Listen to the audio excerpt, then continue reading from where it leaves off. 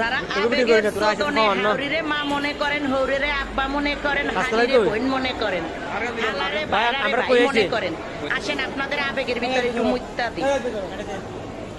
আব্বা কি জানেননি তৈয়ার কইরা সবকিছু সন্তানের লাগি রাখা যায়, আর শ্বশুরে আইয়া হেয়ার ভিতরে বড় বড় তৈরটার ভিতরে নলা দেয়।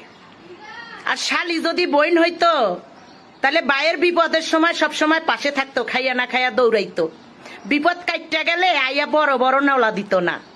আর কোনো বইন জামাইর লগে খালি হাঙ্গা বইয়া বইনের সংসারও ভাঙতো না। বাইরা আর হালা যদি বাই হইতো তাইলে তো বায়ের বিপদে সব সময় উইট্টা পুইট্টা যান জীবন দিয়া হইলেও দৌড়াইতো। ওই বছরে বছরে আইয়া বড় বড় মাছের পিস আর গোছের বীজ টাগরার ভিতরে দিত না। কি রইল শাশুড়ি আম্মা? শাশুড়ি আম্মা যদি মাই হইতো তাহলে কোনো মাইয়ার জামাই বাড়িতে আইয়া শাশুড়ি আম্মারা কুটনামি কইরা মাইয়ারে কুবুদ্ধি দিয়া জামাই সংসার ভাঙতো না।